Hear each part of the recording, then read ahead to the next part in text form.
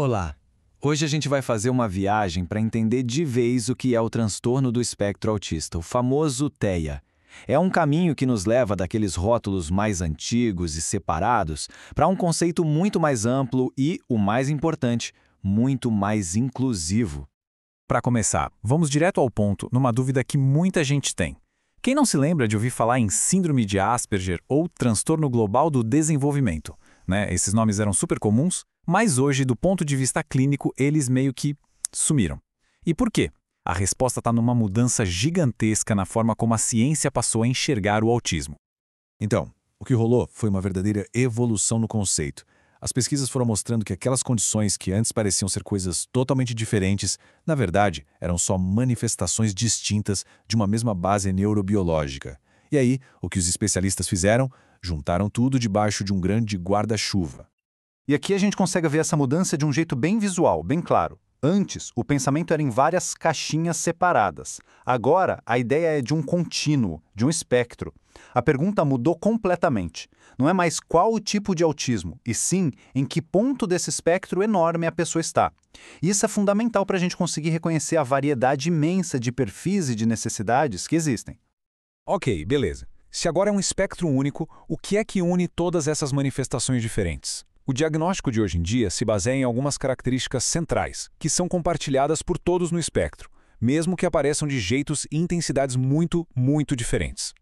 Para simplificar, vamos pensar assim. O diagnóstico do TEA se apoia em dois grandes pilares. São como as duas áreas principais que os médicos e psicólogos observam para identificar o transtorno. Primeiro pilar, a comunicação e a interação social. E o segundo, a presença de padrões de comportamento que são restritos e repetitivos.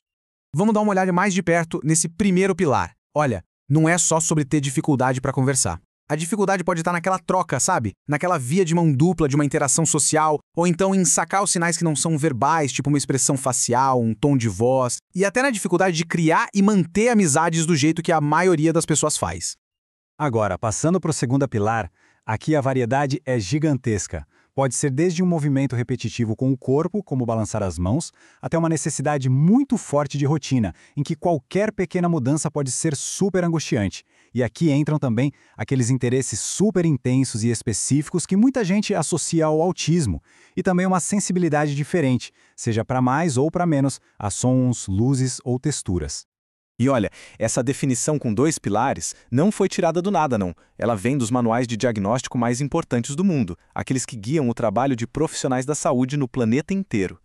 A gente está falando de dois gigantes, o DSM-5-TR, que é o Manual Diagnóstico e Estatístico de Transtornos Mentais, e a CID-11, que é a Classificação Internacional de Doenças da Organização Mundial da Saúde. O legal é que os dois concordam nessa visão de espectro único, mas cada um deles adiciona suas próprias camadas de detalhe para ajudar a refinar o diagnóstico.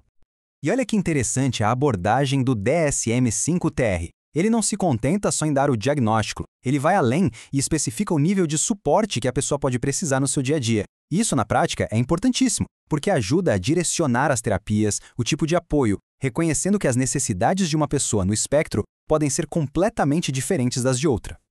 Já a CID-11, ela traz uma outra camada de especificidade. Ela cria umas subclassificações que consideram, por exemplo, se o autismo está associado a uma deficiência intelectual ou qual é o nível de linguagem funcional da pessoa. É mais uma ferramenta para mostrar a diversidade imensa que existe dentro do espectro. Certo. Até agora a gente falou da perspectiva clínica, dos manuais, né? Mas a conversa sobre autismo hoje em dia vai muito além disso.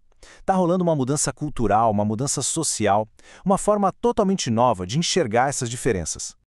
E essa mudança tem nome: neurodiversidade. A ideia central aqui, o ponto-chave, é que o autismo, e outras condições também, não é visto como um defeito ou uma falha que precisa ser consertada.